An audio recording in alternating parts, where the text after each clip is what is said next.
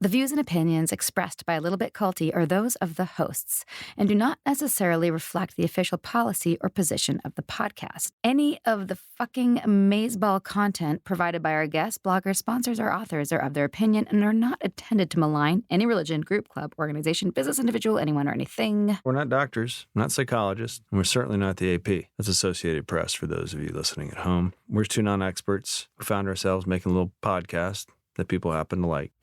Okay? Yeah. Okay.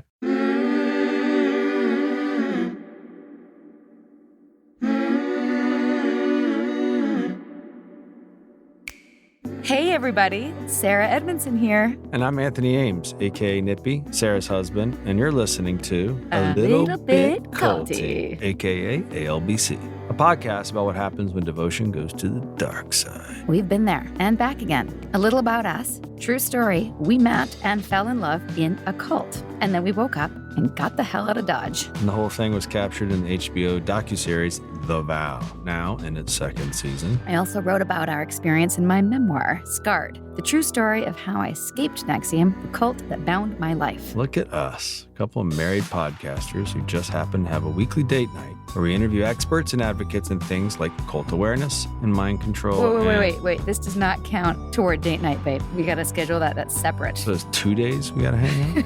We do this podcast thing because we learned a lot on our exit ramp out of NXIVM, still on that journey, and we want to pay the lessons forward with the help of other cult survivors and whistleblowers. We know all too well that culty things happen. It happens to people every day across every walk of life. So join us each week to tackle these culty dynamics, everywhere from online dating to mega churches and multi-level marketing. This stuff really is everywhere. The cultiverse just keeps on expanding, and so are we.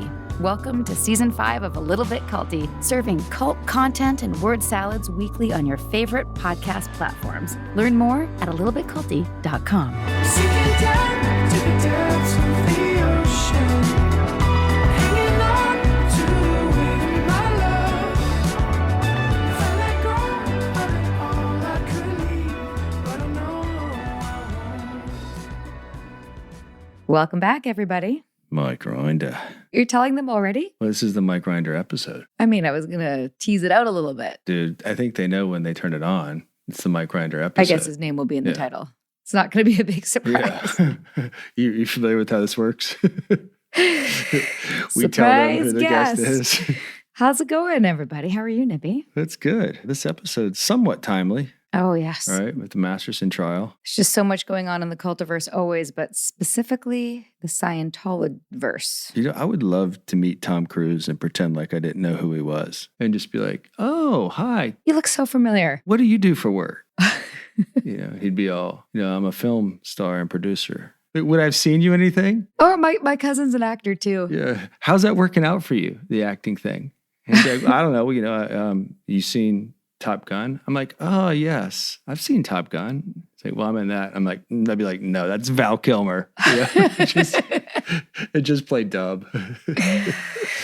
A guy can dream, huh? Yeah, that would be great. You definitely look familiar. Well, if you ask members of his previous church, they might tell you that Mike Rinder, and I quote, is a serial liar and harasser, and his motivation is vengeance, and he's devised criminal schemes and frivolous litigation to harass the church's leader and try to extort the church for millions. That's aggressive. It's very aggressive. It sounds like your bitter ex, maybe. If your ex has an estimated worth of $2 billion, maybe, 3.5 million followers in the United States, maybe, and believes that a god called Xenu, the head of a galactic confederacy, shipped billions of his people to Earth, put them in volcanoes, and killed them with hydrogen bombs, then yes, Rinder's ex is exactly like yours. How do you even come up with that? That's right, my friends. On today's episode, we're diving into the Church of Scientology. Now, if you've been with us since the early days of A Little Bit Culty, you might remember our 4th episode ever, one of my personal favorites, by the way, called Fuck This, I'm Out, Mike Rinder and About Face, wherein we spoke with Mike about his time in the Church of Scientology, where he joined via his parents when he was just 5 years old and living in Adelaide, Australia. But if you're new to A Little Bit Culty, then welcome. We're so happy to have you. And it definitely can't hurt to go back and listen to that conversation we had with Mike in March of last year. It's kind of foundational to this one because we skip all that. We have foundational curriculum now? Yeah, Is we have that- foundational. Okay. Yeah. You have to take the 5-day, the 5-day, a little bit Right. culty intensive workshop. It's only $21.60, but if you sign up now, you can get a we- 48-hour discount. We know how it works. We know how it 20%. works. Okay. Oh, man. Either way, here's what you need to know. Mike Rinder was once a very high-up official in the Church of Scientology's intricate hierarchy, serving as the international spokesperson and head of special affairs for over 20 years. In 2007, after having spent time, it's what's referred to as the Hole, which is essentially a Scientology prison in California. Rinder escaped with 200 British pounds, a credit card, and his passport. In September of this year, Rinder released his memoir titled A Billion Years, My Escape from a Life in the Highest Ranks of Scientology. And after reading it, I'm ready to write a response called A Billion Questions. Instead of writing that, I'm happy to say we're joined today by Mike himself to discuss his new book, as well as life outside the church. Do you have something you want to read, Nippy? This is an excerpt from the letter he wrote to his children. I think this book is kind of a love letter to his kids who are still in, and encapsulates Mike's character and his journey. It really touched me in starting reading his book. It's towards the end of the letter. When I did finally leave, I was astonished to discover that life beyond that wall, the non-Scientology world, is not full of boogeymen, death, and destruction. It is a large, exciting, and vibrant place, far less dangerous than we had warned. It is, in fact, much healthier and more enjoyable life than inside the Scientology mind prison. Since I escaped, I have been shouting back over the wall, throwing notes tied around stones, and skywriting to anyone who may look up, attempting to get the message through that there is a big, wide, beautiful world out there. In the last paragraph, maybe some of what I write will help you see through the propaganda. And this final excerpt is the last paragraph to his children. Try not to cry. Maybe some of what I write will help you see through the propaganda that I am an evil person, bent only on the destruction of mankind. Eventually, you may want to know about me, and I might not be around to tell you that in person. Perhaps reading this book will help you understand the long path I took. I love you, Dad. Enjoy the episode. Here we go.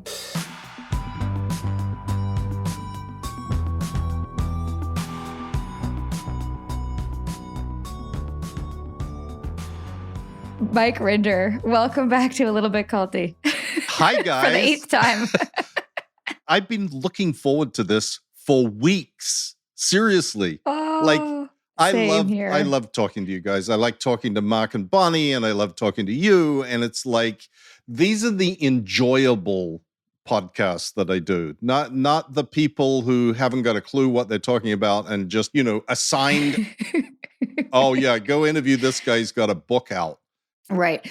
Who was Ron Hubbard and what were his Dianetics?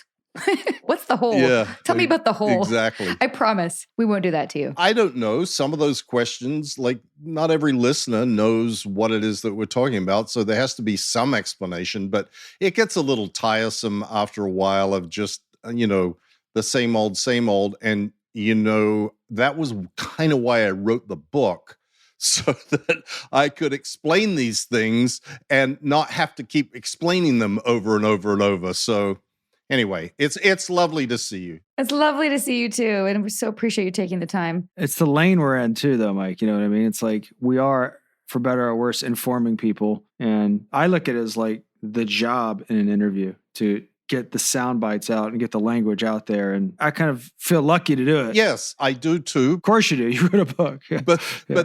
but then there are the ones that I look forward to, because I'm talking to my friends and I'm talking to people that I know understand and have a similar perspective on things. And so it's really easy to talk. You're going to have a problem shutting me up. That's what usually happens. No. Nippy and I said before we got on, I have a list of questions, but I'll probably just ask one or two and let you go. Well, this is what I was telling Sarah. It's like he's by far the more interesting person of the three of us. Let's just let him go. Oh, I'm not sure about that. I'm not sure about that. Listen, Mike, after reading your book, I was in the car and I was like, this dude lived a life, is living a life. And you've been everywhere. I didn't realize, you got to see the world, whatever circumstances they were. You're valuable to a lot of people, I recognize. And it was one of the things I kept thinking about. I was like, which probably makes you dangerous to a lot of people too, right? But it was just so interesting to go, to see the experience you have was just... I drove around. Sarah and I've been talking about it. We're like, can you believe this? Like, it was equal parts amazing as it was horrifying. I found myself reading it. Right. You know? Someone said to me, I thought I knew you pretty well, and this is a compliment. Believe me, this is a compliment. I think you are the Forrest Gump of Scientology. Oh, that really is a compliment. I mean, I guess. He said, no. I just mean, you seem to be everywhere. Like every major thing that ever happened, you were involved in it somehow. I don't know how that occurred. And I'm like, yeah, well, I don't know either. I am, I guess, just like Forrest Gump. I just fell into all this stuff. So focusing on now and the book and more of the aftermath is our goal for today, and just pulling the ripcord on Mike Rinder and letting it rip. You might be sorry you say that. I want to show the book though, too. I mean, you're kind of pretty there, Mike. Yeah, kind of. You're really handsome. Kind of, dare I say, the Tom Cruise of Scientology? Or You're the Don't say real that. star. No, that's not a compliment.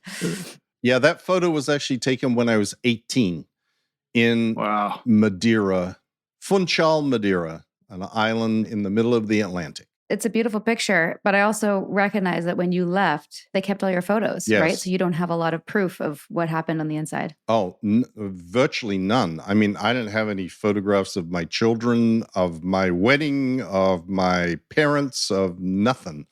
That particular photograph was sent to me by a guy called Jim Dinkelsey, who has sadly since passed away, who was in Madeira with me. And, I write about that in the book. And he ended up living in Florida, and I saw him a few times. A really, really nice guy. And he said, hey, I took some pictures when we were in Madeira, and I found them the other day. Would you like to have them? And I'm like, Jim, there's 3 photos. He said, that's the only photos I have of my time in the Sea Org, other than the ones that are in Scientology publications of, me standing on stage or doing a press conference or something like that. So that was a very touching thing that it sort of brought back this memory of some of the friendships and the people that I had associated with, because you sort of get this idea that everything was bad and there was no redeeming factors to anything of your experience. And that just really isn't true. Like you were saying, Nippy, I traveled all over the world. I met all sorts of people. I had a lot of people that I considered to be dear friends who now, unfortunately, don't consider me to be a dear friend, but they were nice people and smart people and a lot of intelligent people. And I know, Sarah, when I was watching the Val season 2 and I saw your reaction to, what happened when Lauren was not sent to prison and your reaction to that, I totally empathized with that. And I know to some outsiders, they probably go, what is that? Why do you feel happy for her? Like she is a part of this organization that has been victimizing and abusing people so terribly, but they're not all bad people. Like some of them, and the majority of them, are just like you and I. They are victims of that abuse just as much as they victimized others. And Lauren especially. Yeah. And, I have people like that too, that I have a great deal of affection for still, and I wouldn't want anything bad to happen to them. Even though, from the perspective of a lot of people, they're really, really pretty fucked up, evil, cult members. But that's not who they really are. Yeah. It was very clear in your book that you would welcome back anyone who came to you and said, hey, I figured it out. You were right. And you'd embrace them. Absolutely. I mean, that's what the Aftermath Foundation is all about. That's why we created it, to help anybody who wants to escape from Scientology, because part of the reason why so many stay is that they've been convinced that the outside world is a horrible place, And B, they don't have any resources, particularly people who are in the C organization. They don't have any money. Some of them don't have driver's licenses. They don't have bank accounts or credit cards. It's like walking out into the world of the unknown, having been told that that unknown world is a terrible place where you'll die of cancer after you flip burgers at McDonald's for a little while, is a scary proposition. They also had an organization making all the major life decisions for them. And so now they're left to do that on their own. To me, that seems like that would be the most daunting thing. Now you have to go think and feel about how you view the world and the think context. by yourself. Think on your own. And how it had been framed for you is gone. You're totally right, Nippy. And that is a big factor. You know, I have said a few times in various, when I've been talking about the book, I've said, I think that there are people who find the environment of a cult where you are told what to think and how to think and what you know is right and what you know is wrong, what you should and shouldn't do for every aspect of your life. They find that comfortable.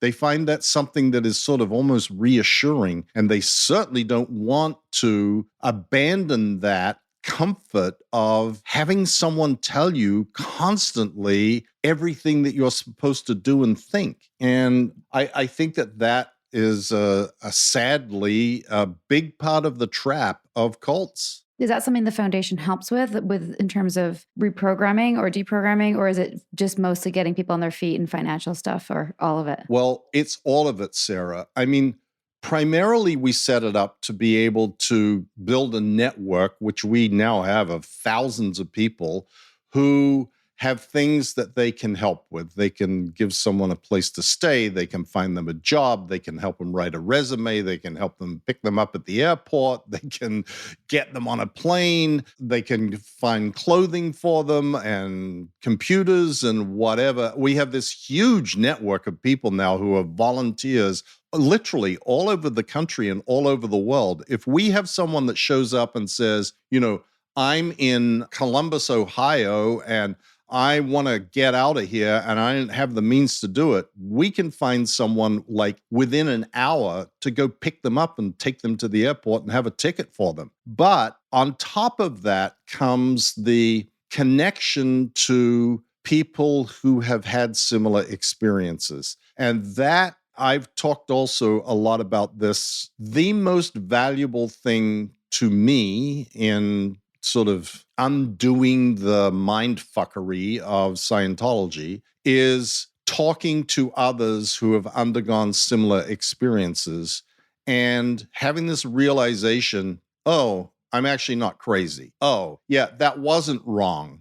Oh, yeah, you saw that too? Oh my God. You thought that too? Oh my God. Because what gets pounded into you in organizations like Scientology or NXIVM or the Jehovah's Witnesses or whatever is, if you are out of step with the rest of the gang, it's on you. There's something wrong with you. It's not something wrong with the organization or the teachings or the principles. It's you. And that is a very, very powerful control mechanism over people, extraordinarily powerful. And, you know, the big realization that people have when they leave and they start talking to others who have been through similar experiences is, yeah, actually, it wasn't just me.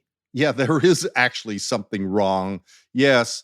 You know, it's not what did I do to pull it in? It's what the fuck are they doing to cause people this harm? And I think that's the other thing that the Aftermath Foundation provides is linking up to people who have similar experiences to be able to start peeling away the onion of nutty think that you get ingrained with. And, you know, we even help people, if need be, to go to a therapist who has experience in dealing with cults. Because that's another thing that we have found is general therapy doesn't hack it. No, they don't know what they're looking at. Exactly. And they also tend to ask questions that can be triggering if they don't have the cult training. Exactly. So anyway, I hope that answers your question. It does. And it's just something that we really want to do too. And I don't know if it's something we can join you with or just learn from or something, but we can save that for another day to talk about. But I really I feel the need for it. Not just for NXIVM, but just so many people reaching out to us from so many different places that I'm like, I don't know where to send you. And we have some resources, but like, I want to help, like you, I want to help. And I don't feel like I can, other than sending them a list of resources, I feel kind of tied. Well, also, we're raising 2 kids. Nippy, I totally understand it. I wanted to say to Sarah, look, I understand that dilemma. I understand a lot of people reaching out to you. Please, you are doing an enormous amount already. Don't be burdened by the fact that you don't have the ability to devote your attention to every single person who reaches out. Look, I went through this for a long time, and I finally reached the conclusion there is only so much that I can do. I can't answer everybody who sends me an email or a DM on Instagram or Facebook or Twitter and fully satisfy everything that they need. This podcast is an enormous resource for people. And your book is an enormous resource for people. And my book is a resource. And the Aftermath show is a resource. And we've got to devote our time and effort, in my view, to doing things that are able to have an impact on more than one person. Because if we focus on every individual, we never get anywhere. And you feel bad. You don't feel bad about it. Please don't. The philosophy I've tried to adopt is just dominate what's in front of you. If you can take care of what's in front of you, it expands your sphere a little bit. But I also can't help but think of that scene in Schindler's List with Liam Neeson at the end. It's one of my favorite scenes in any movie, where he starts to recognize he had a gold pin on his uniform that could have saved 20 lives. And so there's that impulse, Sarah, tell me if you can't relate, when someone reaches out, like while you have your kid, you're torn with okay, I got my kid and I got one person. That's a good way to look at it, is you have to double down on what's reaching more people, I think. You were talking during the resources and helping people about people that leave Scientology. And it got me thinking, after reading your book and everything that's going on in the media right now, when does Scientology get more sensitive to its attrition? They must know that people are leaving. They must know that the public perception of them isn't favorable. There's always a point where something crashes, right? Where they can't sustain kicking people out because they need members or something like that. Where is it in that process, and what do you see them doing to combat it? And it's just bizarre to me how it's keeps losing people but not thriving. Right. Well, let me answer as best I can, Nippy. They are already extremely sensitive to the loss of public relations stature and the loss of membership and new people coming in.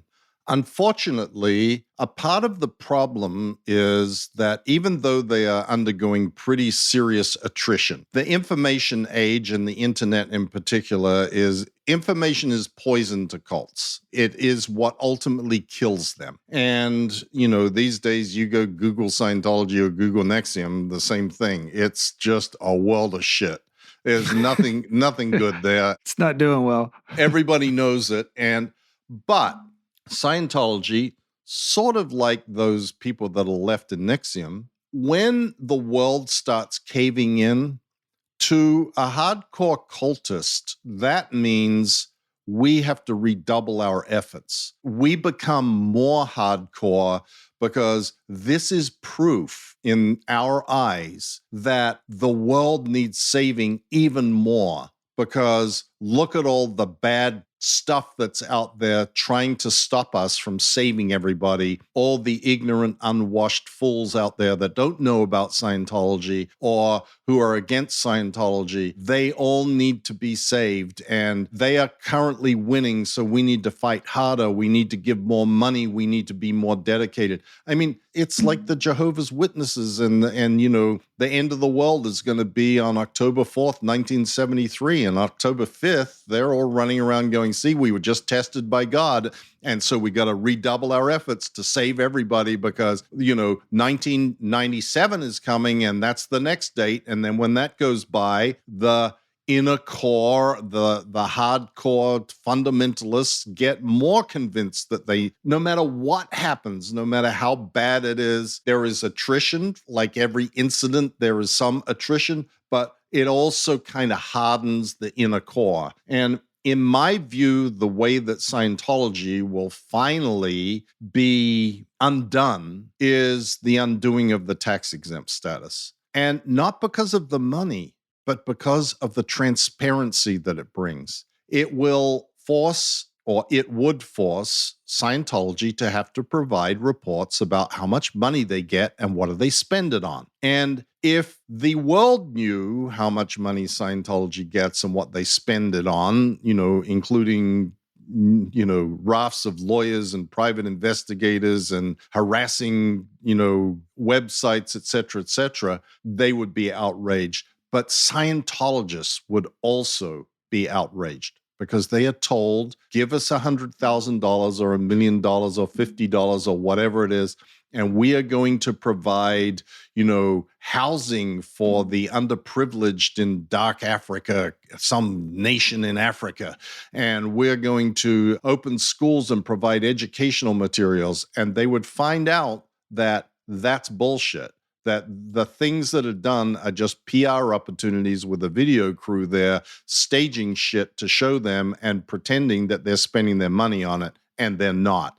And that, to me, would be what will undo Scientology entirely. So what needs to happen for that to happen? Like, what's the next step?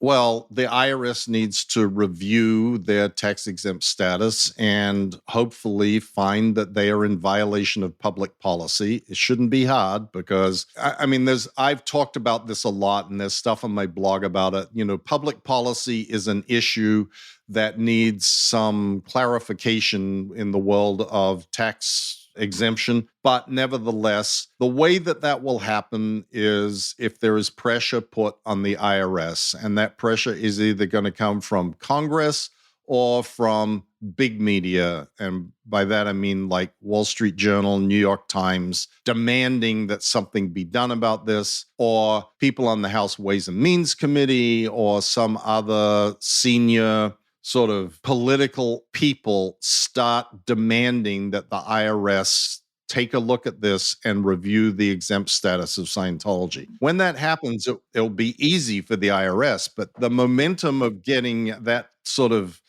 iceberg shifted in a different direction is hard to accomplish. But it just seems like they're so on everyone's ass. Like, wouldn't that be such an obvious win for them to release all this money? I don't know. Well, here's the issue, Sarah. There is a lot of law that has been created in the last 100 or 200 years surrounding the constitutional rights of religious organizations under the First Amendment. And unfortunately, in the United States, the legal system is weighted with a bag of gold on one of the scales, and he who has the most money has the scales tipped most in his favor. And almost all law that has been created with respect to the rights of religious organizations protect the rights of the organization and not the rights of the individual. Because typically it's individuals that sue the organization for the harm that is being caused to them. Typically the organizations bring in hundreds of lawyers and the little guy is left sort of holding the bag. And that has created a body of law which is precedential and which is very hard to overcome. And, I've said many times that Keith Raniere's biggest mistake was not turning himself into a religious organization. And he very well could have. He stole enough from Scientology. He could have just walked in and said, hey, you gave Scientology exempt status. We're no different. We got all our shit just like they have. So that is a big part of the problem. Government does not want to entangle itself in the issues of religious policies and polity. And that is a huge factor. Until the bodies show up. Yeah, exactly. Then they have leverage. This is the golden age of cult recovery. The more we speak up and share our stories, the more we realize we are not alone. Your voice and your story can empower others. This is Sarah, and I'm proud to be a founding collaborator of the #IGotOut movement. Learn more at igotout.org.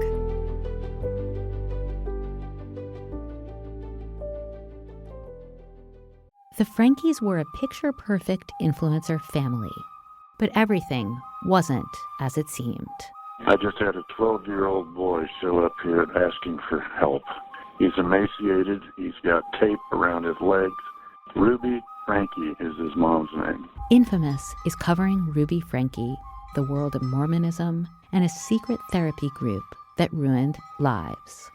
Listen to Infamous wherever you get your podcasts. This episode is sponsored by BetterHelp. What are your self-care non-negotiables? Maybe you never skip leg day or never miss yoga. Maybe it's getting 8 hours of sleep. I mean, that's my personal and everyone's dream, isn't it? Well, I definitely have some non-negotiables. Like, I'm in Vancouver right now, and I'm spending literally as much time as I can outside in nature. Hashtag cold pools, hashtag crushing it. Nature is a non-negotiable. Not enough time in the fresh air and the trees around me, and I start to feel not great, not myself, not grounded. Therapy day is a bit like my nature walks. I try to not miss it, and I know I'm just going to feel so much better all around if I make it a priority. I get so much out of it. It helps me put my worries and anxieties in their rightful place and helps me clear my mind so I can focus on what I really need and sometimes what I don't need. Like, I don't need to be overbooking myself just because I hate to say no to people. You know what I mean? Thanks, therapy. Thanks for helping me see that. And if you're thinking of starting therapy, give BetterHelp a try. It's entirely online, designed to be convenient, flexible, and suited to your schedule. Just fill out a brief questionnaire and get matched with a licensed therapist and switch therapists anytime for no additional charge. Look, even when we know what makes us happy, it's hard to make time for it. But when you feel like you have no time for yourself, non-negotiables like therapy are more important than ever. Never skip therapy day with BetterHelp. Visit betterhelp.com/culty today to get 10% off your first month. That's BetterHelp, HELP.com/culty.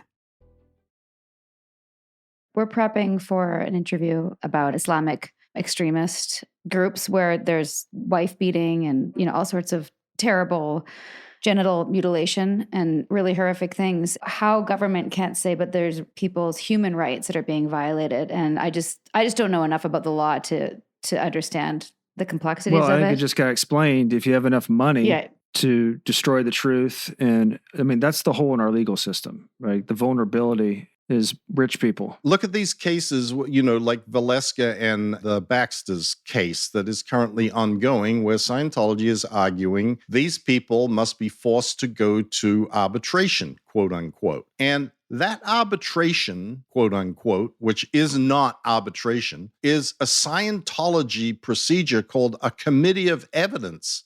Now, I keep bringing up with this case and with the earlier cases where they have managed to prevail on this issue. Yeah, okay, well, Scientology says that we have a right to conduct our own religious rituals and procedures and that the court can't second guess them, which is how the law is. But what about the rights of the individuals to not have to submit themselves to this religious ritual that they no longer wish to be a part of? That seems to be lost entirely in the argument about whether this is going to be enforced by secular courts or not. Put aside the issue of whether Scientology, who claims that secular courts are not allowed to interfere in the policy and practice of their quote, religion, is going into a secular court saying, you must force people to come and participate in our religious service because of a contract that they signed, which was a requirement to take services in Scientology. I mean, this is all a big fucking mess, and it needs to be addressed and sorted out on a much bigger scale. And this is something else that I also think needs, resolution in some way, that Congress needs to make it clear what violation of public policy really is when it comes to a tax-exempt organization. And I could get on a complete roll about that, but that's just another thing that needs to be addressed. And there is plenty of work to keep us occupied for quite a while in resolving the issues of the abuse that goes unpunished. Right. Right. Is there motivation to do it? I mean, it takes someone who's like, okay, this is my opponent, Scientology. We're going to devote this, this, and this. That's traditionally in the United States how I've seen it happen. Someone's just taking it on themselves to go get the resources and do it. That's true, Nippy. But there is also this sort of arc that happens in society of you go from being a completely segregated society and no politician is going to stand up and say, we need desegregation because it will cost them their next election, to then having people who start to talk about that and say, you know, this is not right, and that they get shouted down, but there's a few voices, and then those voices grow, and eventually you get to the other side of the arc, and this happened with the civil rights movement, it's happened with gay rights, it happens all the time, where it ultimately becomes politically inappropriate to oppose segregation or to oppose gay rights. Like this arc sort of goes across to, you start with nobody being willing to be pro to nobody being willing to be against. And I took great comfort in seeing, and I'm not sure if you guys sort of caught onto this, but the LA mayor's race turned into a mudslinging fest between the two candidates for the LA mayoral position, both of whom were attacking one another for being too soft on Scientology. And that is a really, really interesting sign in a stronghold of Scientology. Los Angeles and Clearwater are the two remaining strongholds of Scientology in the world. And in Los Angeles, this was a big political football. And I think that portends what is to come. Sooner or later, some politicians are going to go, you know, this is a cause that I could get behind because it's going to get me votes. And I can present it as these people are abusing people. We need to stop abuse. And the IRS should be collecting the $3 billion that they've got. Like, it's all a win-win proposition, ultimately. There just has to be some politicians that decide that it's a win-win proposition, and then you will see the walls start really crumbling and the IRS starting to go, we need to do something about this, and prosecutors and the FBI and everybody else starts jumping on the bandwagon because now it's a politically good thing to be on that bandwagon. Right. And abuse. Well, first of all, so well put. I hope that happens, and I know it will happen in our lifetime. I'm just going to put that out there. Secondly, I think that was so eye-opening in your book to show how they were so successful. I say that in quotes, but in terms of being able to reach people in political office and putting people in place and then threatening people. Like there was so much, like the web of deceit was so well woven, I guess is what I would say from an outsider. And I see how they did that for decades. As it pertains to, holding Scientology accountable, the arc that you just described,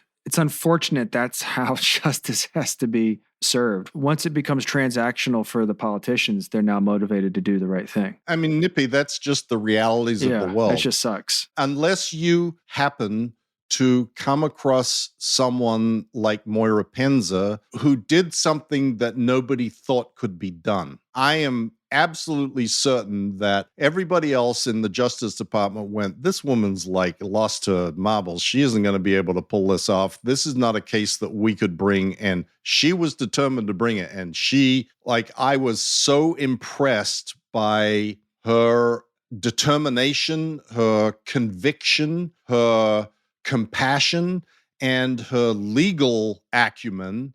There are people like that out there, and if one of them ever latches onto this Scientology issue, then there will be a similar outcome probably, although, it can't be done exactly the same way. But, she certainly created something that I have been long trying to convince people, that mental manipulation is every bit as powerful and as damaging as physical manipulation or abuse. Mental abuse is in many ways far more damaging and far more lasting in its impact than physical abuse. Totally agree. So I was super impressed. And it's funny that Mark picked that out, that little quote that I made about Moira Penza out to promote the podcast that we did last week. And she actually responded on Twitter and said, "Oh, thanks. That's very complimentary." And I was like, "Oh, well, I am really happy that you actually heard that, because I have nothing but respect for her. And I hope there's some other prosecutors out there that will do the same." And I don't know if this is clear in the vow or if you've seen this, but like, it's just so ironic that she was his type. Like the fact that Keith got taken down by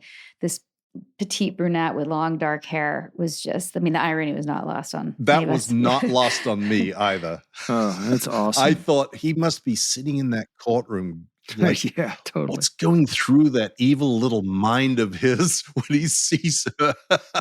You know, Scientology promotes itself as, quote, pan-denominational. And you see Scientologists all the time coming out and saying, well, you can be a Scientologist and a Jew, and you can be a Scientologist and a Muslim, and a Scientologist and a Christian.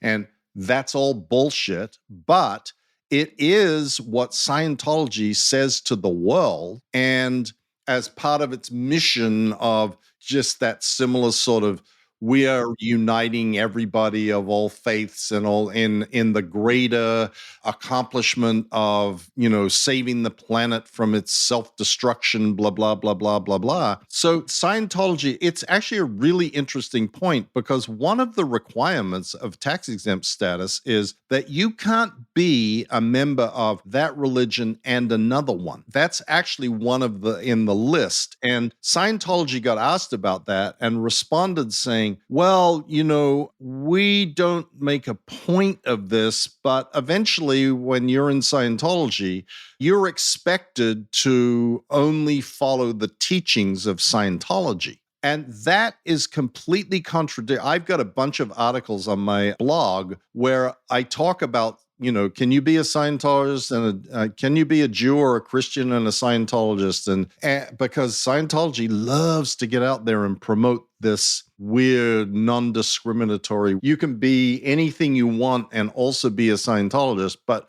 then when it comes to the IRS, it's like, oh no, that isn't really how this works.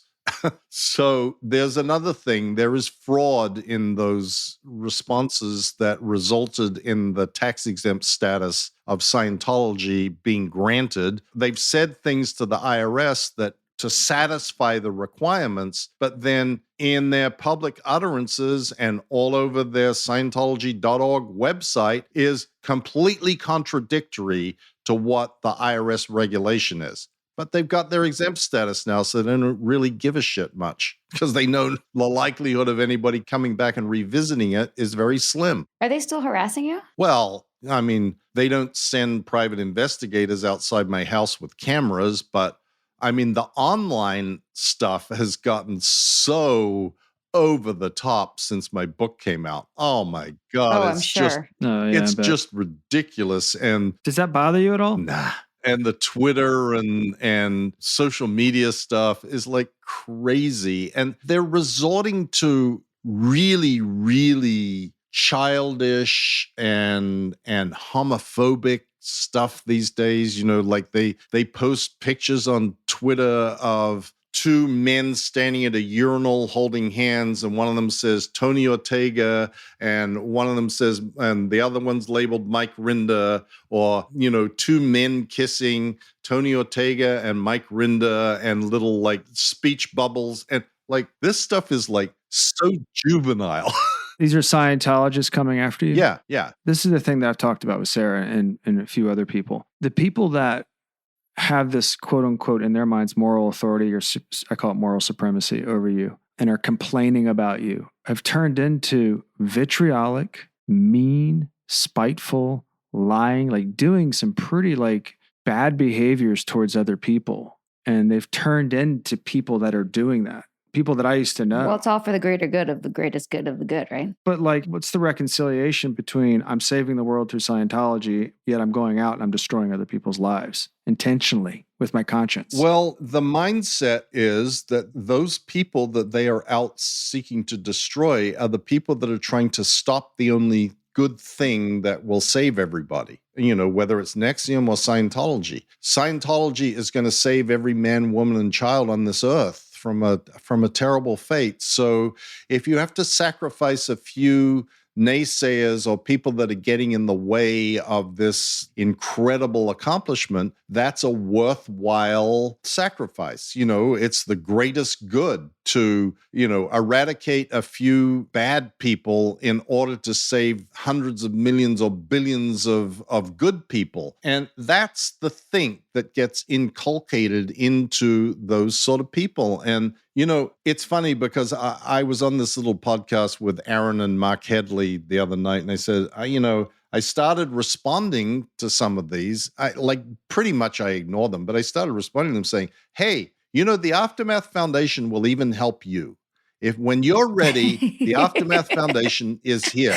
I love doing stuff like that. So, you know, because we're always like, how do we get the message inside the walls? How do you get through the bubble? Well, these guys are right there on social media. So I just started responding to them all saying, hey, the Aftermath Foundation is here for you when you need us. Just give us a ring. So, Free promo. Sometimes I send my resource page to people and Nippy's like, Sarah, you can't, they hate you. Stop it. I'm like, at least I could say I tried. well, Again.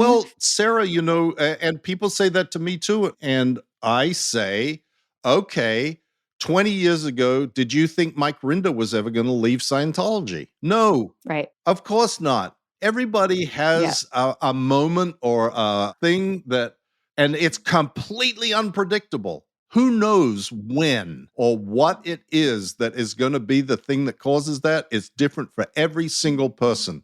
And it may happen tomorrow. And they may get your resource page and look at it and go, oh, I'm never going to do that, and put it down but know that it exists. And when that moment happens, come back to look for the resource page to find out where they can go for help. Well, the thing is that I know that they listen.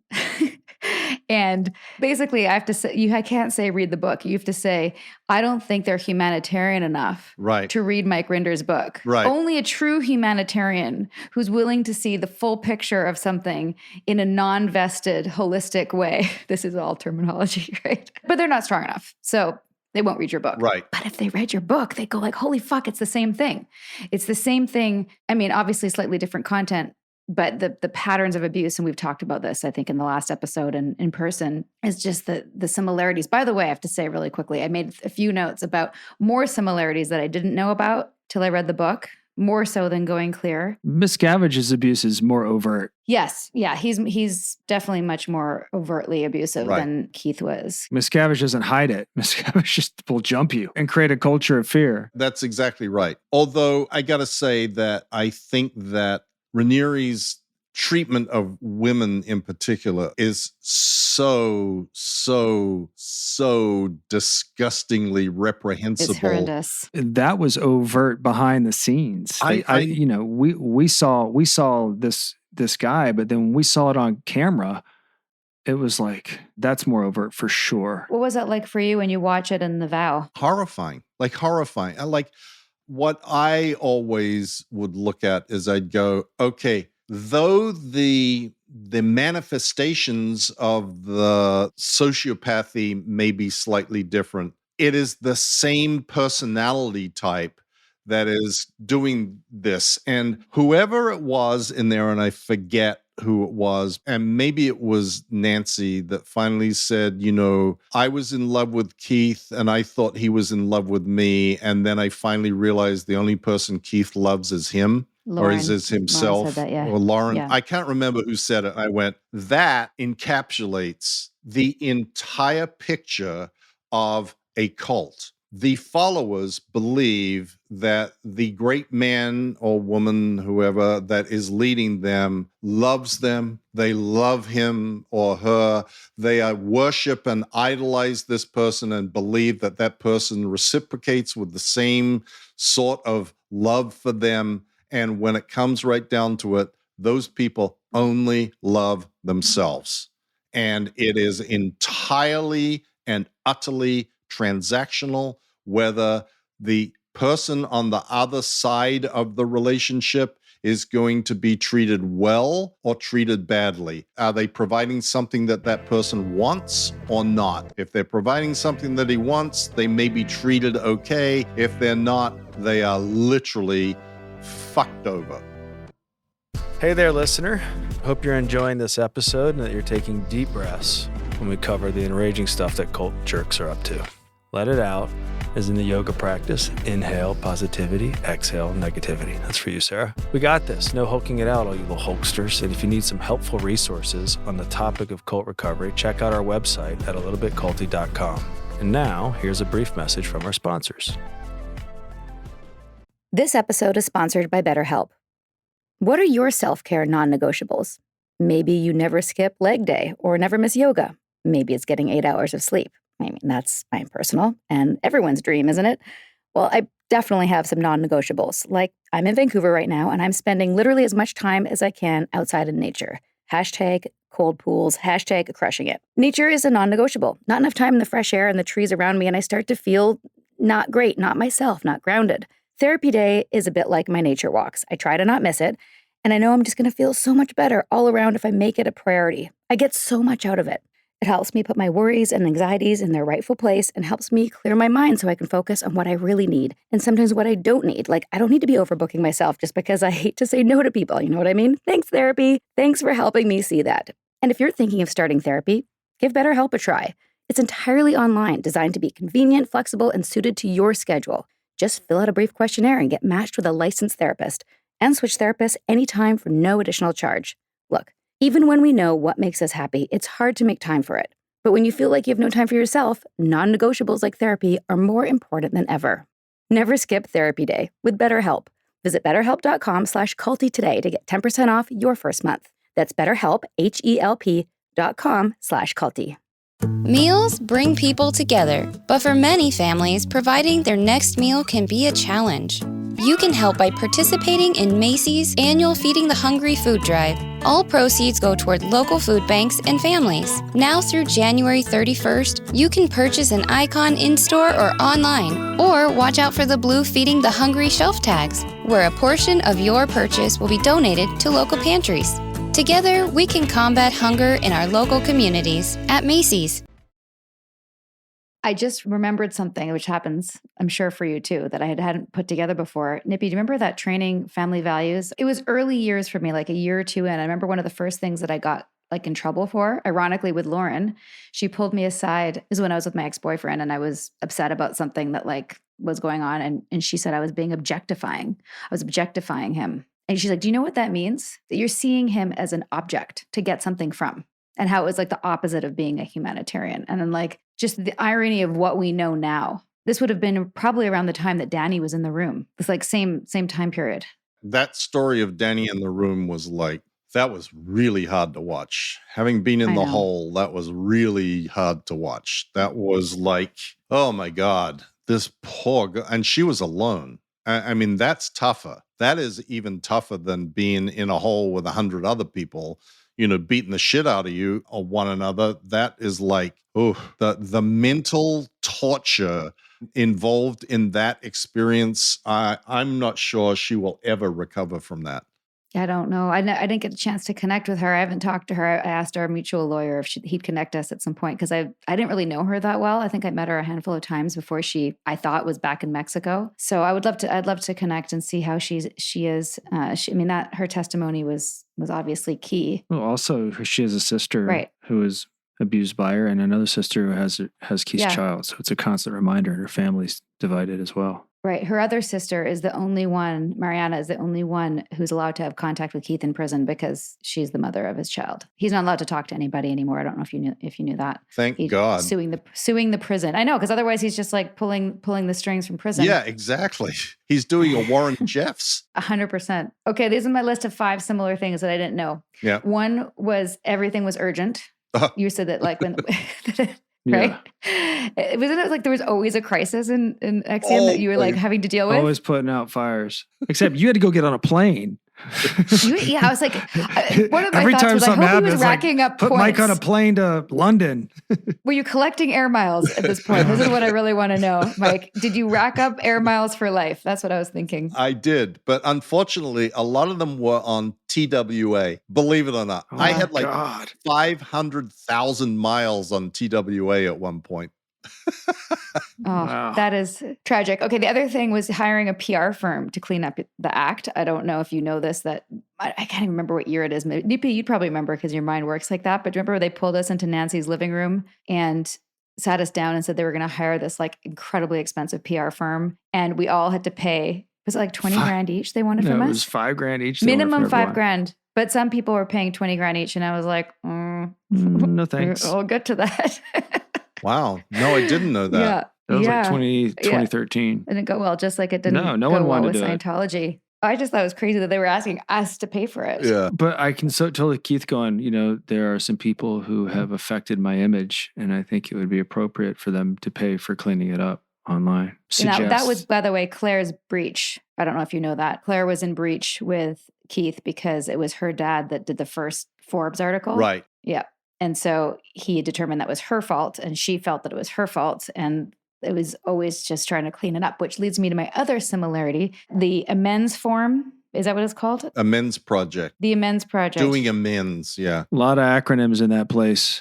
Mike. A lot of, oh my goodness. I did the Audible, so I didn't have access to the glossary. But I was like, all these titles and names, and that's one thing that was different. This was the only difference that I could really see that was extreme, is that I got in trouble for turning Goals and Values Lab into GVL. Oh, well, no, you would have been right at home in Scientology. Right? I was like, Everything is an why acronym. is that a problem?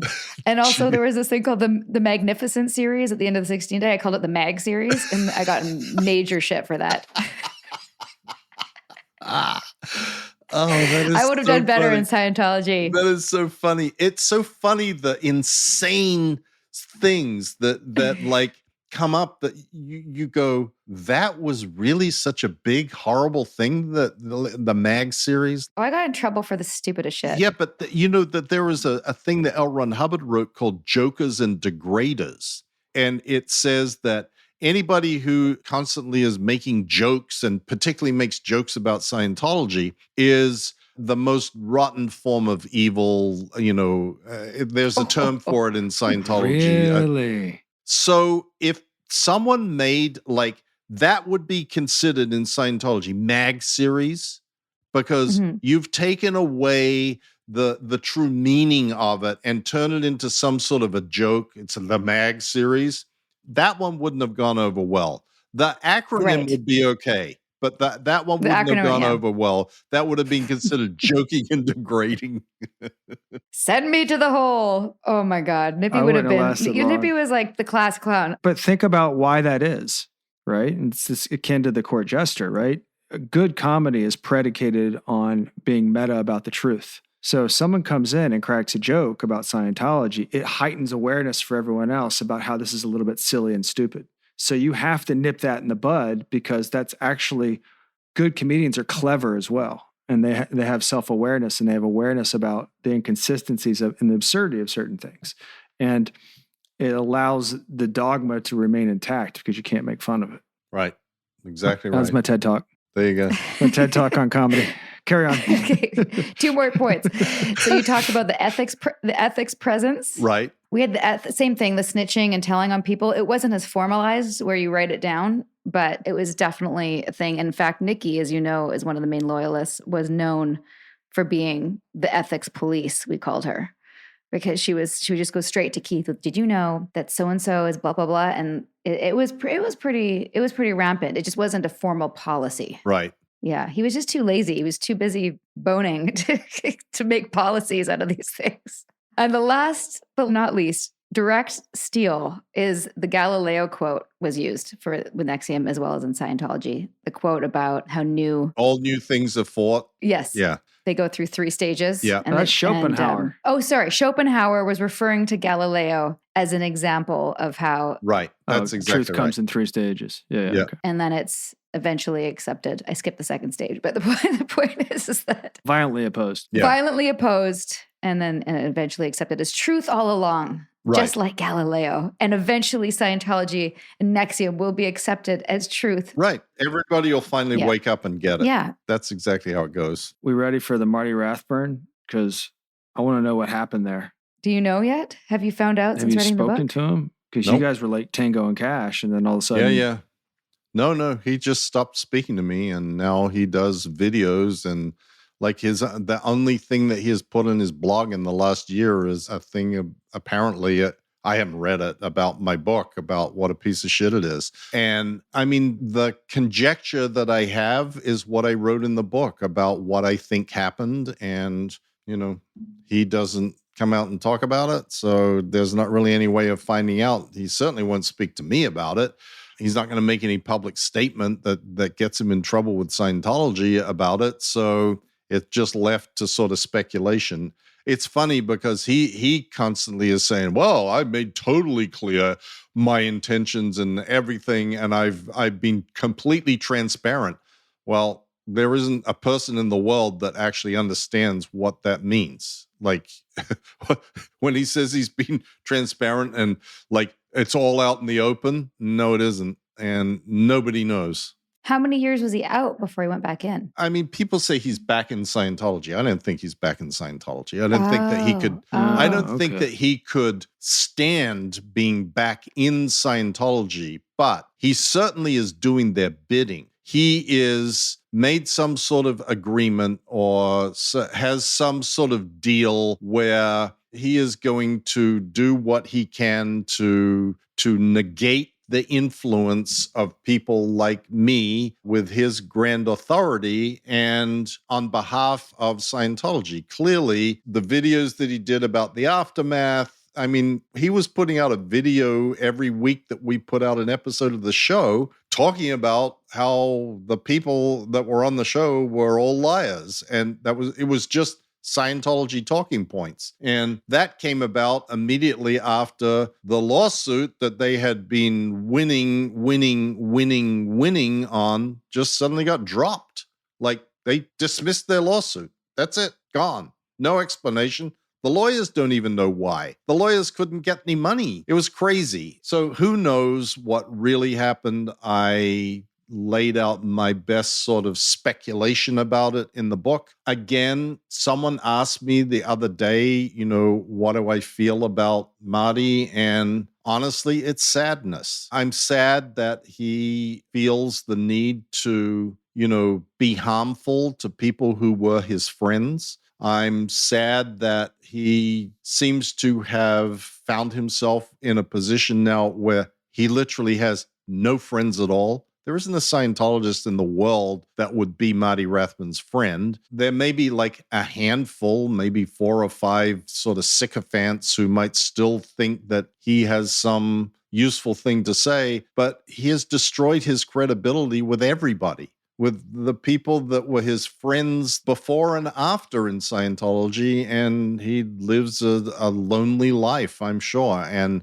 I feel sad about that because he was someone that I have been through a lot with in Scientology and then after Scientology. And those bonds, as you know, are very strong. They bind you to someone kind of unlike any other thing does. It's the foxhole. We were together in the foxhole, and that will never go away. And no matter what happens subsequently, those experiences are still shared and they still exist. So I'm sad about it. And I really, really loved his wife, who was never a Scientologist. And, I married them. Anyway, not to dwell on it. No, I feel it. I think Nippy and I both feel that way about the loyalists. Yeah. You have similar people in your world. And that was why I said I felt great empathy for you, Sarah, in your reaction on Lauren, because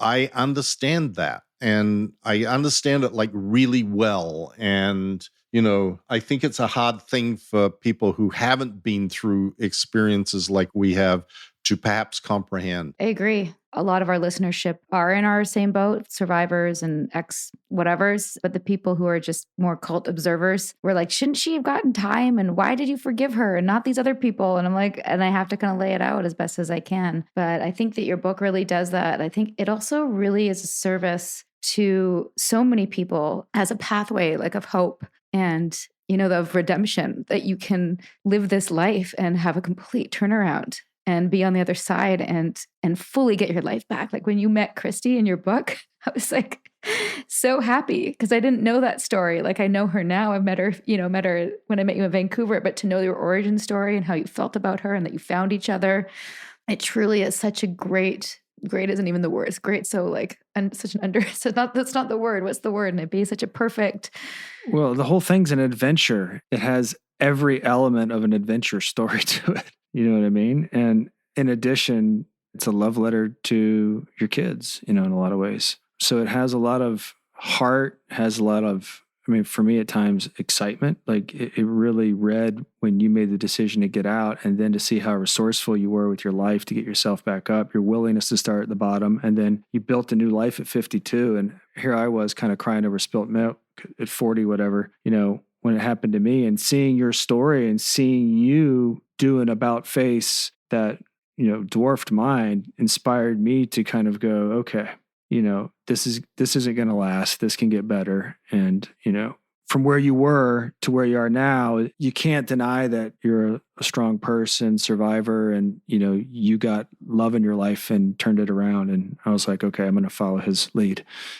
Well, that's really, really kind of you. And it means a lot coming from you guys. Like I always tell people who I know personally who have been through things that I know that they've been through and I've experienced similar. And when they reach out to me about the book, it has greater significance to me than just, you know, oh, well, I got a great review from Kirkus or whatever. Yeah, that's nice. But what is meaningful to me is hearing from people who I know and respect and love. And those people like you guys, that's important to me. I do want to say that my hope with the book, apart from being addressed to my children, is my hope is in that quote that I put in the beginning, that it's never too late to change the circumstances of your life. That whether you've been in a cult or whether you've been in an abusive relationship or have a bad job or whatever it is, whatever sucks in your world, you can change it. And it's possible to change it no matter how daunting it seems and how overwhelming the odds are of, in your mind at least,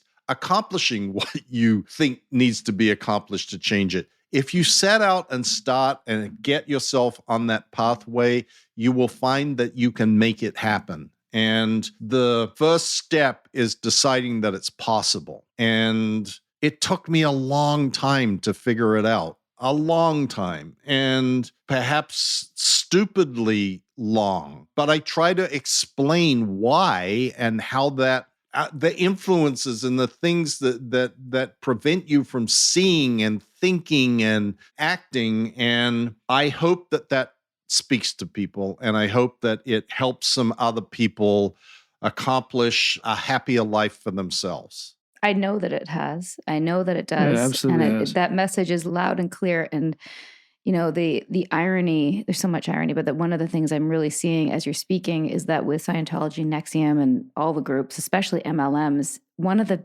biggest cons, like the disservice, is that the whole thing is a lie. The whole thing is an illusion of hope. And your book is the opposite. It's a template.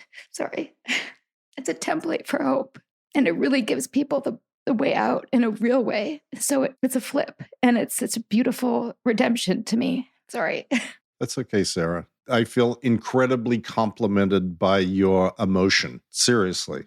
Thanks. Both of us, I know, have healing to do after many years of having to suppress it. So it's still hard sometimes. Yes, boy, I understand that.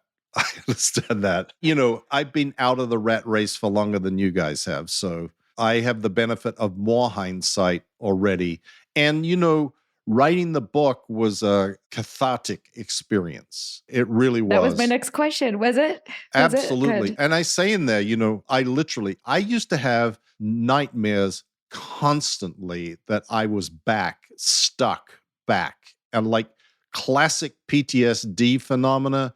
And when I finished the book, I put it in the epilogue. I haven't had those nightmares anymore. And Oh, so still to good. this day, I still have not. And I take that as a sign that there was some healing benefit for myself in writing it and having to sit down and confront it. I have often said that the editor that worked with me on the book was my editor/therapist, because she would say to me, okay, what were you thinking? What was going through your mind? Why did you do this? Why did you think that was the right thing to do? And that was pretty inherently not, I guess, both not me personality wise, but also not me Scientology training wise. Emotions and feelings about things are considered to be in Scientology detrimental to production. That emotion gets in the way of doing your job, and it gets very suppressed and very buried. And her sitting and spending the time that she did to ask me questions and prod and probe and insist that I come up with an answer to why was I doing what I was doing then, or what was I thinking about it, was perhaps the most important aspect of getting this book to where it is now. Because I had the facts, I had the history, the chronology, the things that occurred. And when I first drafted the book, it was like a legal brief. Okay, this happened then and that, and then I went here, and then I went, and then this person did this, and then I did that, and blah, blah, blah. And she was very, very astute in her digging. And we would spend hours and hours and hours on the phone, and she would just be asking me, like, tell me about this and tell me about that. And okay, so now you need to add this and now you need to add that. And she didn't write anything. She edited, like grammar and that sort of stuff, but she didn't write anything. She would transcribe our phone calls, or have them transcribed, and then send me notes and say, you said this, you said this, you said this, you said this, you need to add this in, you need to add this stuff in, add this in. And I think that from my perspective, and at least from talking to a lot of people who have read the book now or listened to it, that is probably what makes it most valuable to people. That insight of, this is how this happens. This is how it happened to me. Maybe it has happened to you, or maybe a similar thing has happened to you, or maybe this is the thought process that you may have gone through. And if so, realize it's created a false world in your mind, a prison in your mind, and you can overcome that eventually if you decide you can. Right. And we're not connected by facts, we're connected by emotion, and you get in there. And it was such a peek inside your mind in a way that I think anyone from any cult, abusive, coercive control background will get. And for those who weren't, will understand, because it shows how you have the thought and then how you dismiss the thought and how you go to the underlying assumption, which is that this is all for the greater good, or it's all for the higher ranks must know what you don't know. And so you follow along, and this is the only way. And I guess we were wrong that we didn't have the tools to save humankind. Hubbard has the tools to save humankind, but that's the thing, is that all the groups think that they have the only tools. Right. Oh my Red God. flag. Red flag. Red flag number one. Yep, exactly. Sounds so silly now. So you wrote this great book. We want everyone to read it. What's happening now? How are you now? And you're doing the foundation, and you're raising kids and Where's Tom living Cruise? your life. What's Yeah, and I'm, honestly, I'm working on some other projects that I can't talk about yet. And Don't you love saying that? yeah, I love saying that. Yeah, it sounds so like, I love it's like you're back. that. You're like, Yeah, I got yeah. some other things I'm I working got on. some but other, I I can't got talk some about other it. shit Yeah, going on, it's but just- you'll yeah. find out about it when Yeah. the press release comes out. It's great. Yeah. Are you allowed to say if you're involved in the Masterson case at all? I'm not involved in the Masterson case. No. No. Any thoughts that you feel comfortable sharing? A handful of our listeners were wondering about Well, that? thoughts I feel comfortable sharing. I think it's pretty tragic that they couldn't get that case to stick. You know, I know the victims personally and have spoken to them many, many times. And for that reason, I was not a witness in the case because I had a lot of personal interaction with them. I understand why in a criminal procedure, when the standard is, beyond reasonable doubt, that incidents that occurred 20 years ago and the inconsistencies in the recounting of what happened 20 years ago, and even the inconsistencies of recounting what happened at the time in some cases, because of the influence of Scientology, would lead a jury to go, well, we can't be absolutely 100% sure that this guy deserves to spend the rest of his life in prison. And that's the standard that we have to meet, beyond a reasonable doubt. I think that when the civil case goes, it's going to be a very different thing.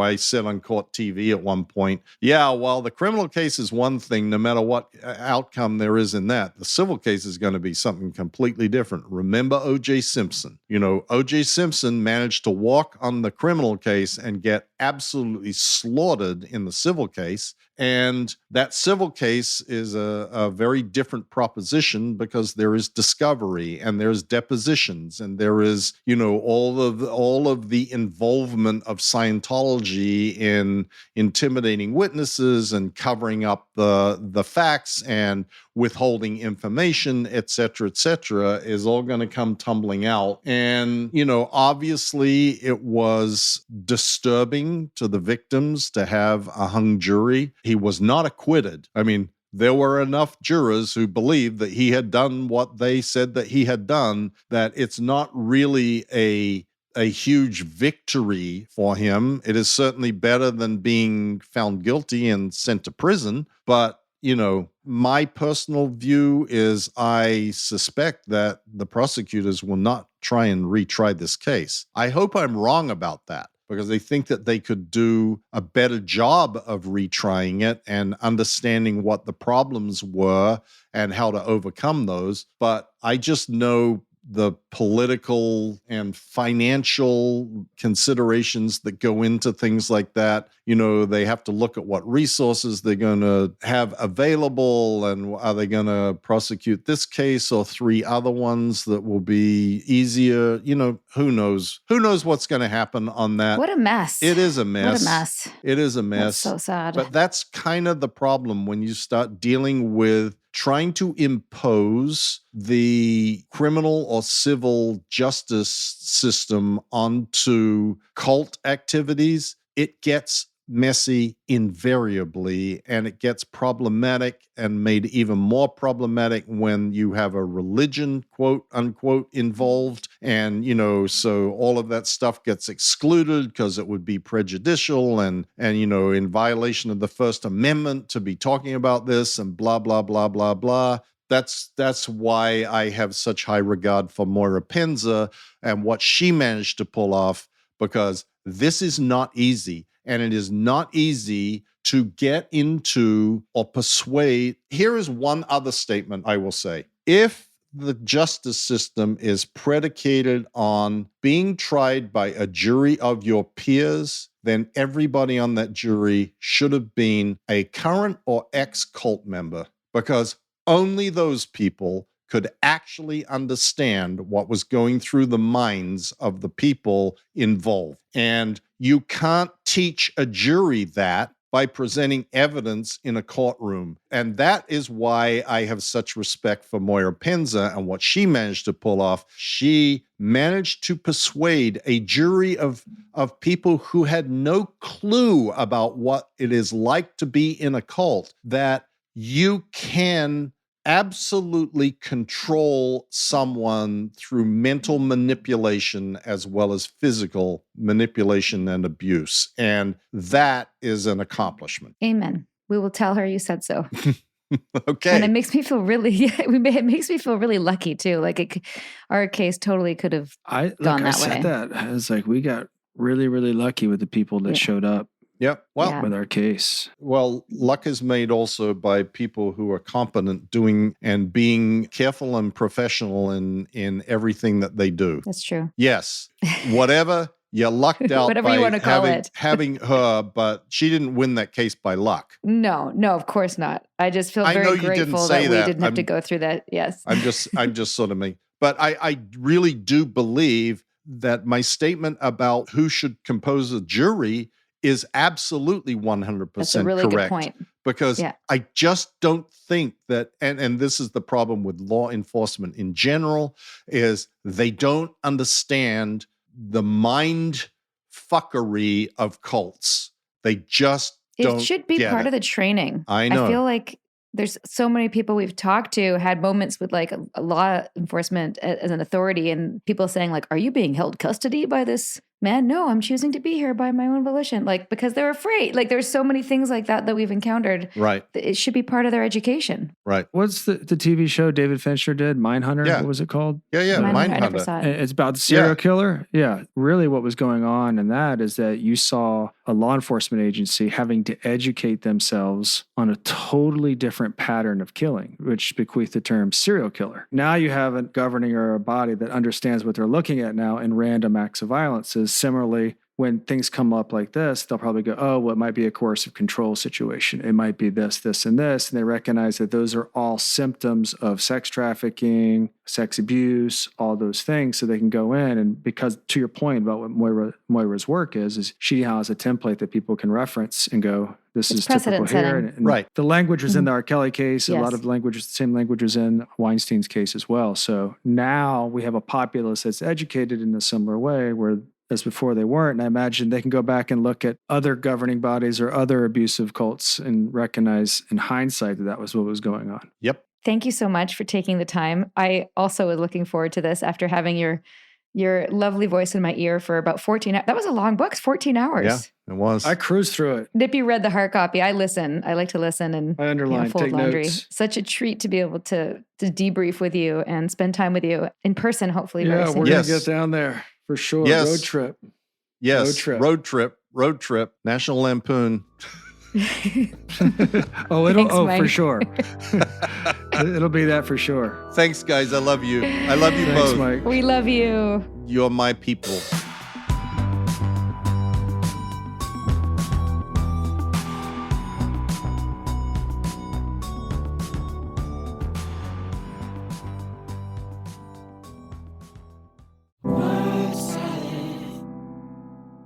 Back by popular demand, and we certainly apologize for the hiatus, aka hiatus, on the word salad. But here we go, because this one is just like, it'll hurt your head.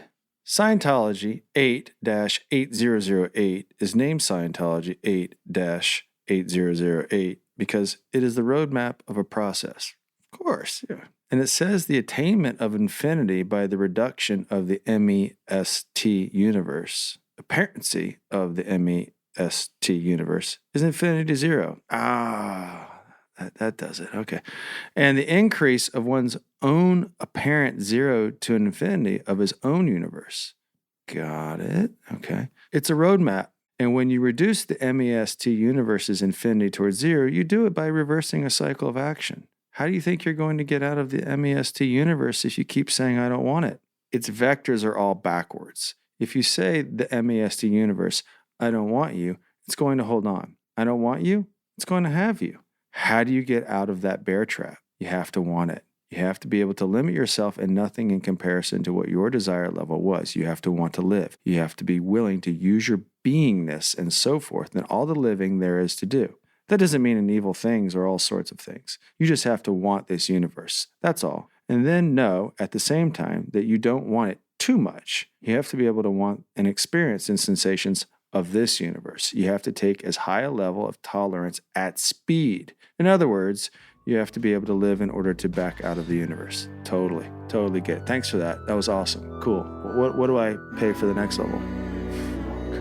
Get me out of here.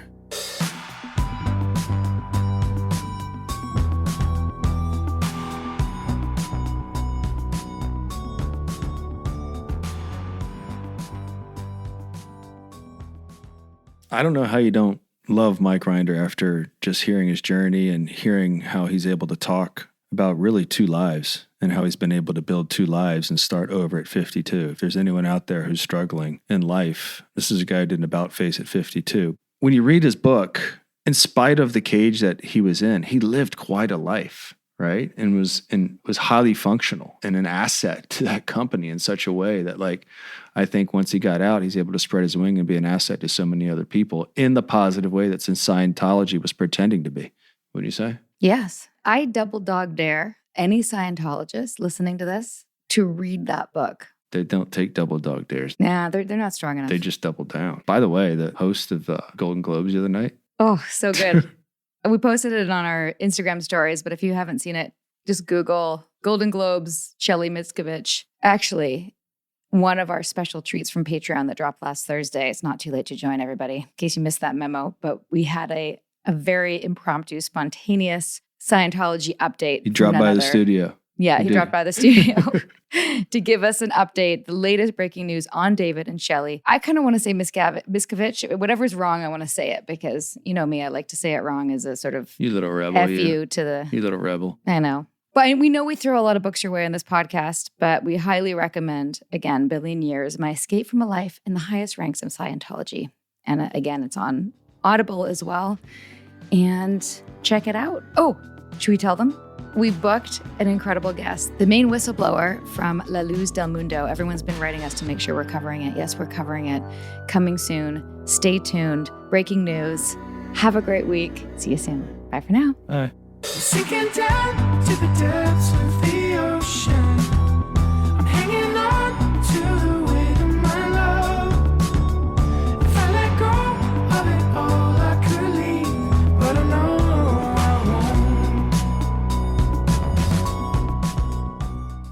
Hope you like this episode. Let's keep the conversation going and come hang out with us on Patreon, where we keep the tape rolling each week with special episodes just for Patreon subscribers and where we get deep into the weeds of unpacking every episode of The Vow. And if you're looking for our show notes or some sweet, sweet swag or official ALBC podcast merch or a list of our most recommended cult recovery resources, visit our website at alittlebitculty.com. And for more background on what brought us here, check out Sarah's page-turning memoir. It's called Scarred. The true story of how I escaped Nexium, the cult that bound my life. It's available on Amazon, Audible, narrated by my wife, and at most bookstores. A Little Bit Culty is a Talkhouse podcast and a Trace 120 production. We're executive produced by Sarah Edmondson and Anthony Nippy Ames, with writing, research, and additional production support by senior producer Jess Tardy. We're edited, mixed, and mastered by our rocking producer Will Rutherford of Citizens of Sound, and our amazing theme song, Cultivated, is by John Bryant and co-written by Nigel Asselin. Thank you for listening.